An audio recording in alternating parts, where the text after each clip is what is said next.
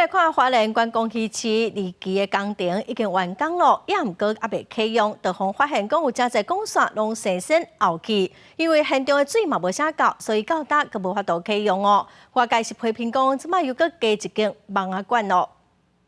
白色建筑伫花莲港的北边，这是花莲县府规划起的新观光渔区，不过完工无到一年，真侪工线拢已经生生，加上无水通用，渔民加打翻，拢害头。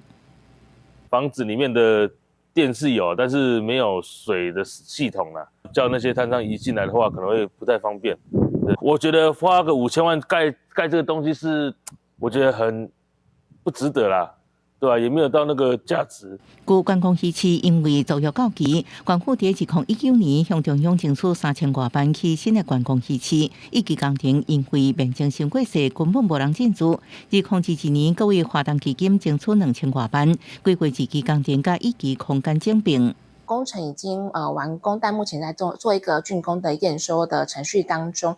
那里面的话，其实包括像是一期的部分一些基础设施需要去做一个修缮整理的部分，我们也会来做加强。县府强调，新观光渔区的委外经营，招商的评选，按过旧鱼市场租约到期，打算什么时阵营搬，佫是不是能安心营业，加做焦点。1年多前，2年就在讲了，结果到现在都没有头绪。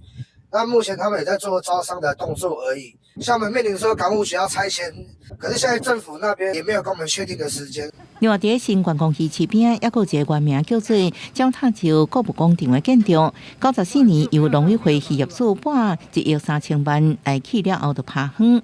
县府表示，会斗阵整并了后重新个招标。记者综合报道。